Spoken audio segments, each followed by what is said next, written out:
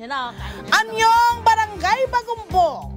Kung ang peg ninyo, K-pop idol o K-drama ang inyong emote, samahan yan ng masarap na pagkain. Hindi na kailangang lumipad ng South Korea dahil abot kamay yan dito sa barangay. Mapapalaban tayo sa Cook It Yourself na chibugan ngayong umaga dito sa Agahan Natin.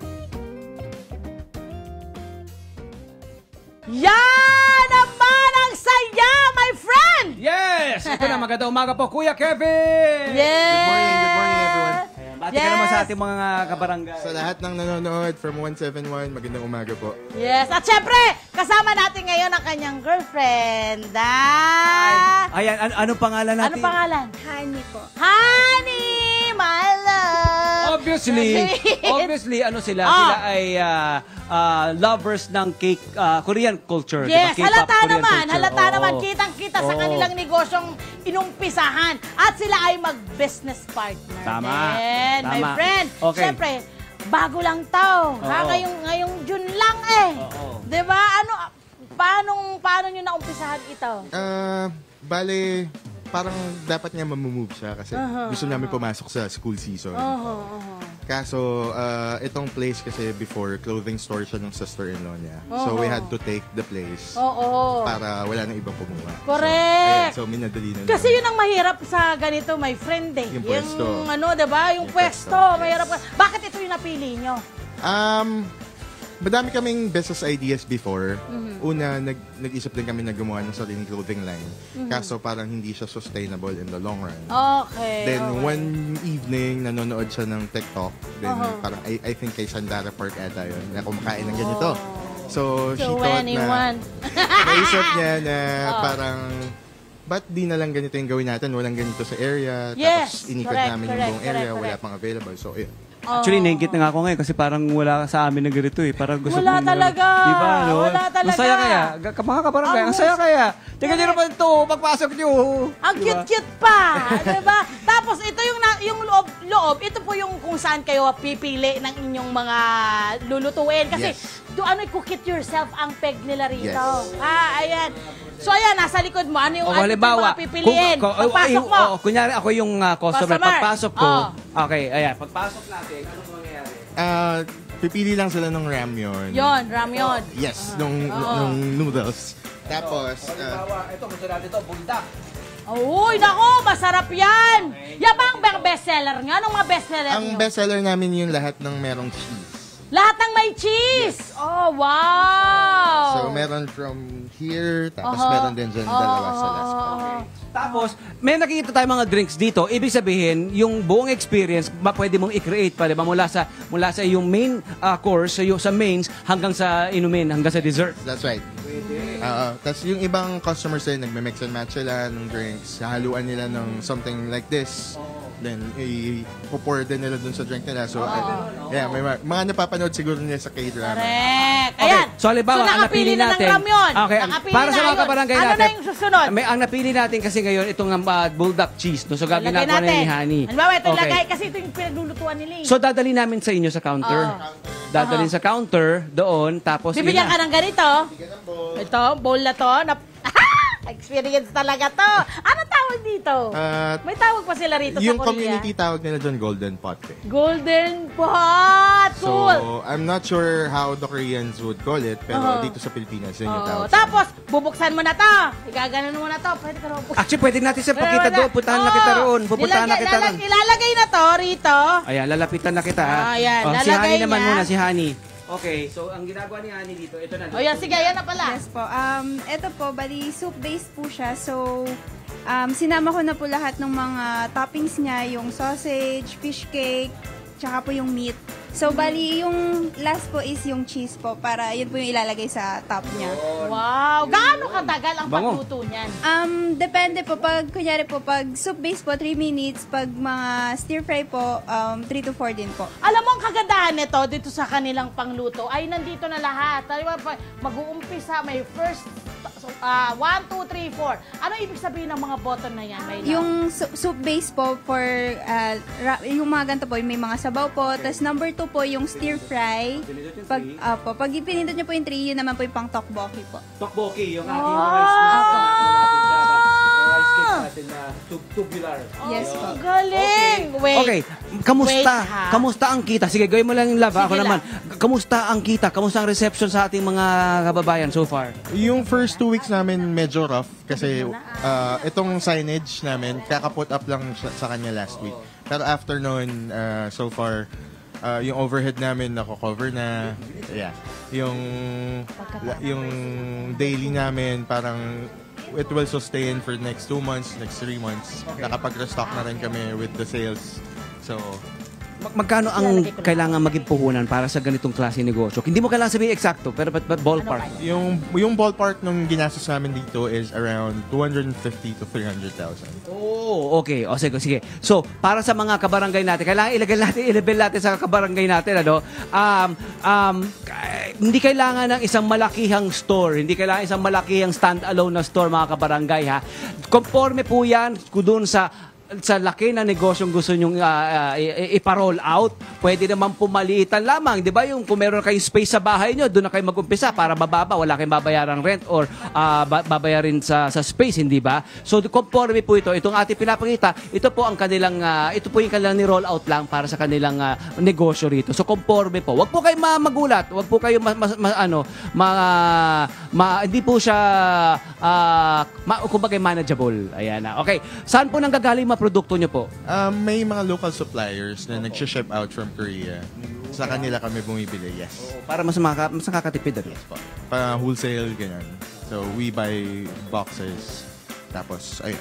Pin-pick up ko lang sila. Medyo DIY talaga yung ginawa namin dito. Tama naman. Kumusta ang experience mo riyan bilang customer Abay, ang ganda na. Okay, ang ginawa ko, nilagay ko yung ating ramyon. Ayan, nilagay ko. Tapos pinindot ko tong number 1. Ha, yung number 1, may pindutan dito number 1. Lumabas yung mainit na tubig. Ano? Lumabas yung mainit na tubig. Tapos sabi ng mainit na tubig, Ayan, diba? Tapos, sabi sa akin ni Honey, ilagay ko na yung mga karne. Okay. Like ito, meron tayong sausage, meron tayong meat, at meron tayong fish cake. Yan, nilagay ko lahat yan. Tapos, kumukulo na ngayon, Honey! What will I do? Ano gagawin ko? Wait nyo lang po yung time niya po matapos dito po. Magtutunog yan? Yes po. Oh! Okay, bro, balik tayo kay bro. Sino ang madalas na nagiging customer natin dito ngayon? Usually couples, families, mostly kids. Madaming kids. College people, ano? Kaya sobrang excited kami na magbalik ng school season. Yes! Ayun na, my Blockbuster friend! yan. At ito po, kayo ba obviously lovers sila ng Korean or K-pop culture, ano? Pero ito ba paano nyo masasabing nagmula ito? Halimbawa, nagpunta kay Korea, tapos yun yan, bitten ba kayo by the Korean culture bug? Well, ako talaga hindi ako well-versed with Korean culture. Honey is. Siya yung Si Honey. sobrang pati sa K-pop, pananamit K-drama. ni Honey, pati sa Right. buhok niya eh. So, yun. Oh. Everything she does, sinusupport ko. So, Oh. nag-dive into Korean culture na rin ako. Yeah. So, Mapalad din siya. Excuse me. Tapos ayun. Pareho pala sila mapalad. Pareho sila. Nood-nood kami nung paano siya ginagawa talaga. Pero mostly mga stories sa Korea. Kasi ito yung friend ang gusto ko itanong sa kanila. Dahil maraming kabataan ngayon na parang, ano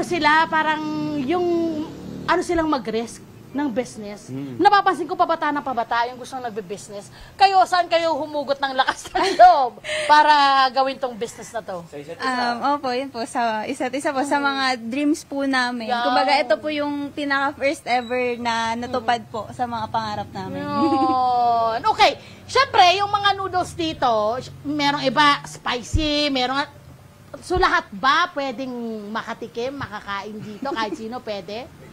Oh, yes. Kaya naman, tolerable naman yung iba. Lalo na yung mga buldak na, like, Correct. Kuya Tony Pet said. Oo. Yung iba, ginagawa nila parang patak-patak lang. Pero pag niligay mo kasi yung buo, medyo aggressive talaga yung anghang niya. Di ba, no? Matindi yung anghang nila eh. Ayun, tumunog na! So, tapos na to! Anong Ganun gagawin lang. ko, honey? Ilalagay Yung ko ng ating kwentuhan namin, flavor? 3 minuto, tapos na. Ay, i-did rin. Affordable. Price range. Halimbawa, sa combo na pinili ng isang customer, ng regular customer, magkano ang dapat nilang ihanda? Around 150 to 200 siguro. Tapos, Friend, wait lang ah. Sorry, toppings and kakat drinks kita. na. Hindi mainit. Yung handle hawakan, niya. yung ano nila, pinaglulutuan. Nice, no? Cool. Saya, no? Sige, kwento mo na ulit dyan. Sige lang, Ayan, ito na yung ating titrain na buldak. namin. O yan, subukan mo lang yan. Okay, so nasa 150 pesos, thereabouts, good for sharing, pang lumalabas, ano? Yes, exactly. Saan nyo nakikitang na mapupunta tong negosyo nito? Nakikita nyo ba itong lalaki? Dadali nyo pa sa ibang lugar? Maraming branches? Punta naman kayo sa Quezon City. Daya naman eh. Ang plano po talaga is eventually mag-expand tapos maging full-grown grocery store talaga siya. Kasi ako personally, ang inspiration ko about convenience stores, there's this show sa US, Kim's Convenience yung pangalan niya. Tapos Korean immigrant siya na nasa US. So, yun yung gusto ko maging... Yeah, ako personally, pag tumanda ako, ganun yung gusto ko mangyari. Hindi malayo mangyari yun if you put your heart to it. Maraming salamat sa inyo at congratulations sa inyong grand opening at talaga nakikita ko excited din yung mga kabarangay natin. Ang swerte ng barangay nito, merong ganitong klaseng restaurant, di ba? At convenience store. Pwede na ba tikman yan? O, sige. Friend, ayan na. Ayan na. Chopsticks. Ayan, syempre kailangan din daw natin ng juice. Ano ba ang perfect dito na kapartner? So far, ang bestseller po namin is watermelon. Yeah. Watermelon, Ako okay. Talaga naman. Kahit ano po, ako po'y, alam niyo naman po ako, kahit ano po. Sinisira. Opo, okay lang po ako. Kahit dun po sa first floor nung cabinet nyo, kaya ko lahat yan. Okay. Sa Korea kasi ganito din sila, meron silang ice cups. So, May ready ice cup. Tingnan nyo. Meron na silang ready na ice cup. Bubuhos na lang natin to. Yun Okay. Ano to? Ilalagay ko rito na. Yung sa akin pala walang sabaw. Nice. Para siyang ano to? Ano nga yung masarap na jajangmyeon? Ano? Jajangmyeon. Jajangmyeon. Ito pala yun. Uy, ang Yun galing. pitik, camera. Boom. Uy. Yun pouring shot. Ayos. Uy, Ayos. Okay. Okay. Mga new friends namin, ibibigay namin yung mikropono ha. Kayo na po na bala magtrabaho ha. ay, okay. Correct. Correct. Tanungin na natin sa anong pinakamagandang experience na pwede pong, kumbaga, maranasan ng inyong mga customer pag sila'y pumunta rito. Alright, so aside from, yun nga, na self-cook ramyun machines na meron sa Korea, well, madami na rin naman dito sa Philippines, but this is the first in Bagumbong. Siguro ang maipagmamalaki namin is yung range ng music Oh, wow. in terms of K-pop, Korean indie music. Medyo malawak yung range namin. We don't really just play yung mga hits. Lalo na to kasi nag-start sa, ilang taon ka nag-start? Like 18? So, kasagsagan pa na... Talagang nag-uumpisa yung Kakabalik pa, kainan, yes. correct. Yung mga first wave ng K-pop epidemic. Yeah. This is like, ang sarap nito. Ayan, sir. Ang Sakto yan, breakfast. sarap. Ang sarap. Kung gusto nyo ng walang sabaw, this is really good. Ang sarap. Mula anong oras hanggang anong oras kayo? Ang anong operating oras? hours namin during weekdays is 2 p.m. to 12 midnight. Pero everyday bukas kayo. Yes po, Mondays to Sundays. Paano yung paghahatian nyo ng trabaho ninyong dalawa ni Han? Well, tatlo naman po kami nagma-mansion business. Yung sa sir-in-law niya, nandito din. So, may shifting kami, may mga off days din. Pero, ayun, mostly kaming tatlo lang. Self-managed Ito. pa siya as of now. Gusto kong malaman mula sa inyo, sa iksipa lang ng inyong ginagawang pagsasama dito sa business na to. Ano yung sikreto para hindi kayo mag-away? Well, madami na pong pinag-awayan. And that's normal, ano? That's normal, yes. Ano ang dapat na gawin pag may ganun? Pag may hindi naman pag-aaway, kundi parang Disagreements. magkaiba kasi ng idea naman talaga yan. At anong ginagawa ninyo? Mag-meet lang halfway and just remember that you opened this business for a reason. Not just to earn money, but, well, technically parang baby namin dalawa to eh. So, At feeling ko, lalong tatatag yung relationship ninyo dahil dito no? Dito matitest yung inyong pag-iintindihan. Pasensya, sa isa't Correct, isa, yes. sa isa't isa.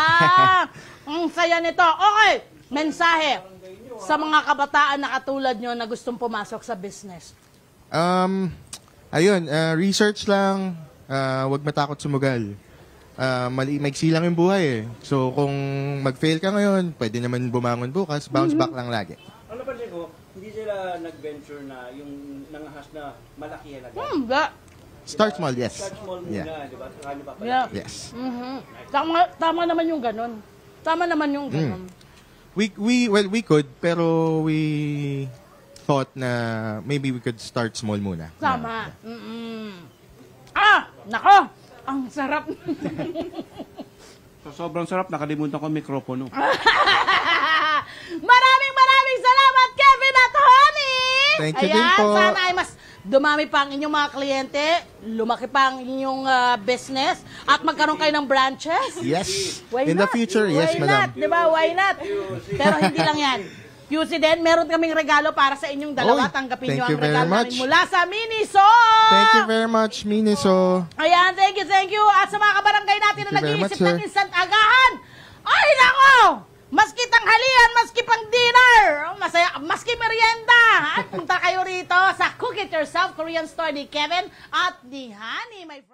Hello po mga Kanet 25! Si Kuya Tony Pet po ito mula sa Love, Tony Pet and Everything. For more Love, Tony Pet and Everything updates, just click on our subscribe button and follow us on our Net25 social media pages at Net25 TV and at Net25 Entertainment Facebook. Magkita-kita po tayo!